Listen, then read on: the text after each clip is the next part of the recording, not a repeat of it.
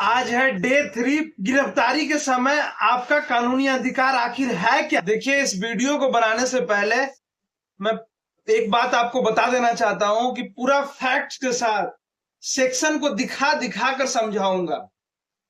कोई अपने मन से और गढ़ंत कहानी नहीं बताऊंगा, क्योंकि हमारे कंटेंट में मिसगाइड नहीं कर सकता मैं किसी को।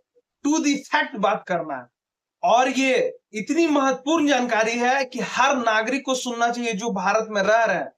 और ज्यादातर गलतियां ये करते हैं कि कानून उनको पता नहीं होता है, नहीं तो उनको कोई परिवारजन जब अरेस्ट हो जाते हैं तब यूट्यूब पर ढूंढना सर्च करते हैं वो कि अरेस्ट का क्या अधिकार है, अरेस्ट के बाद क्या। इसलिए पहले जानिएगा तो आप अपना अधिकार जान सकते हैं।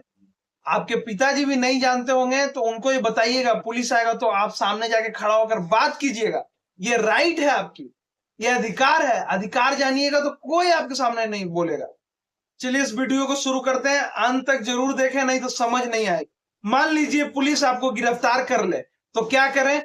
हर नागरिक को ये 5 कानून जरूर पता होनी चाहिए। है तो बहुत बड़ा, लेकिन हम चूंकि शॉर्ट में आपको समझाने का कोशिश करते हैं। आज के यह वीडियो हर भारतीय नागरिक के लिए ही है, क्योंकि कानून की जानकारी केवल वकील के लिए नहीं बल्कि आम नागरिक के लिए भी उतना ही आवश्यक है।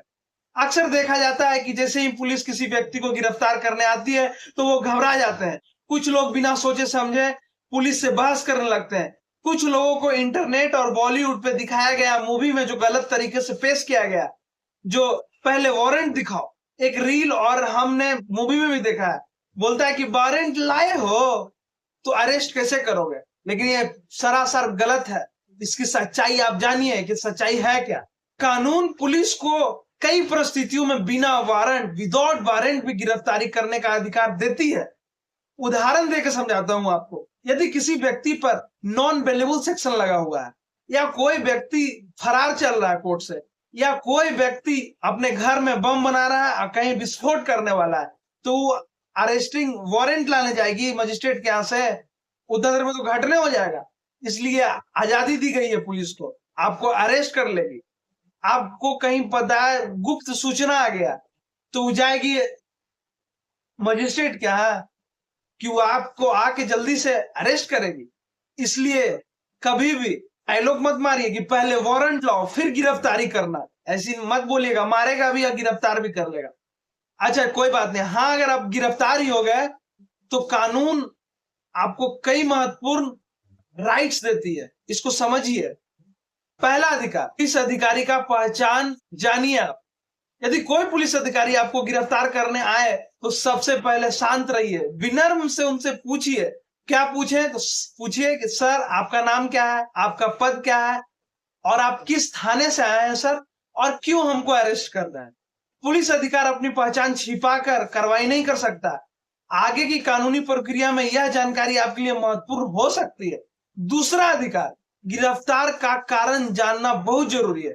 बीएनएस की धारा 47, जो आपको मैं दिखा के पहले बात करता हूं। देखिए ध्यान से जहां हमने अंगुली रखा है, देखिए ध्यान से जहां हमने अंगुली रखा है। Person arrest to be informed of ground of arrest and of right to bail. English में है, इसका हिंदी में आपको समझाते हैं उदाहरण के साथ। बीएनएस की धारा 47 के अनुसार पुलिस आपको गिरफ्तारी का कारण बताएगी। बिना गिरफ्तारी के कारण बताए नहीं गिरफ्तार कर सकती है। आपको यह जानने का पूरा अधिकार और राइट है, और ये बुक राइट देती है आपको। और आप पूछिए भी उनसे कि सर मुझे किस अपराध में आप गिरफ्तार कर रहे हैं। कानून लिखने वाले हमेशा से ये चाहते थे कि प्रत्येक व्यक्ति को अपने विरुद्ध लगाए गए आरोप जानकारी होना बिल्कुल अनिवार्य है, नहीं तो वो अपना बचाव कैसे करेगा। वो किस तरीके से परिजनों को, घर वाले को, वकील को बताएगा। तीसरा और महत्वपूर्ण जानकारी, अपने पसंदीदा अधिवक्ता से आप बात कर सकते हैं। ये भी राइट बिल्कुल आपको मिला है। बहुत से लोग को यही नहीं जानते हैं, गिरफ्तार के बाद वो सोचते हैं कि सब हमारा अधिकार छीन गया। ऐसा नहीं है, गिरफ्तार होने के बाद भी आपसे मिला जा सकता है, अपने मनपसंद एडवोकेट से मिल सकते हैं, बात कर सकते हैं। ये कहां लिखा हुआ है? टू दी फैक्ट बात करना। ये बीएनएस की धारा 38 में लिखा हुआ, हम दिखाते हैं आपको, उसके बाद बात करते हैं। इसको देखिए जहां हमने उंगली रखा है। Right of arrest person to meet an advocate of his choice during interrogation. अब आपको हिंदी में हम समझाते हैं। बीएनएसएस की सेक्शन 38 के अनुसार गिरफ्तारी व्यक्ति को अपने पसंद का अधिवक्ता से मिलने और कानूनी सलाह लेने का अधिकार पूरा है, ये बुक कह रही है। यदि आपको ऐसा अवसर नहीं दिया जाता है तो इस बात को डिकोड करके रखिए और जब भी कोर्ट में जाइए तो अपने अधिवक्ता को कहिए कि हमारे साथ इस तरीके से भेदभाव हुआ है, और अधिवक्ता आपकी बात को जज के पास पहुंचाएंगे और जज साहब उस पर एक्शन लेंगे। चौथा और मेन, मान लीजिए कि जबरन बयान ले ले आपसे या हस्ताक्षर करवाने लगे तो क्या करें? यदि पुलिस किसी कागज पर तुरंत हस्ताक्षर करने को बोले या दबाव बनाए कि तुम ये रेप किए, तुम ये मर्डर किए, कोई भी सेक्शन, कोई भी धारा, कुछ भी बोले तो आप सब एक्सेप्ट कर लीजिए। बोलिए हाँ हुजूर हमने किया। सिग्नेचर करने बोले तो वो भी आप कर दीजिए, सिग्नेचर भी आप कर दीजिए। अब आप सोच रहे हो कि हम तो फंस जाएंगे सिग्नेचर कर देंगे तो, लेकिन ऐसा नहीं है। ये कौन सेक्शन कह रहा है, पहले आप बुक देखिए उसके बाद आपसे बात करें। ये बीएसए की धारा 23(1) कहती है, मेरे अंगुली पे ध्यान दीजिएगा, अंगुली के पास जो रेड टिक है। No confession made by any person while he is the custody of a police officer unless it is made in the immediately presence of a magistrate shall be provided against him. No confessions made to police officers shall provide against the person accused of any offense. देखिए हिंदी में समझाते हैं इसका मतलब। BSA की धारा 23 sub clause 1 और 2 कहती है कि पुलिस के समक्ष लिया गया बयान के संबंध में महत्वपूर्ण कानूनी सुरक्षा प्रदान या दबाव या किसी तरीके से सिग्नेचर या कुछ भी करवा ले, वो कोर्ट में टोटली मान्य है ही नहीं। और पांचवा और लास्ट अधिकार जो हर लोग को जानना जरूरी है। कई बार आपने गांव पड़ोसी से सुना होगा कि पुलिस 4 दिन से थाने में बैठा कर रखी है और मच्छर खिलवा रही है। ऐसा वो कभी नहीं कर सकती। ऐसा इसलिए करती है क्योंकि आपको नॉलेज नहीं है कानून का। ये भी कौन सेक्शन में लिखा है, टू दी फैक्ट बात करेंगे।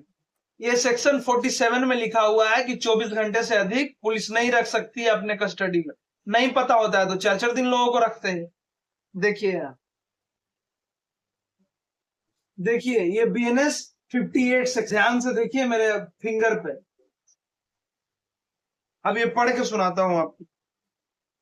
Person arrest not be detain more than 24 hours. ये साफ साफ ये कहा, no police officer shall detain in custody a person arrest without warrant for a longer period than under all the circumstances of the case reasonable, and such period shall not be advances the special order of magistrate under section 187 exceed 24 hours of the time of necessary for the journey from the place of arrest to the magistrate court whether having jurisdiction or not।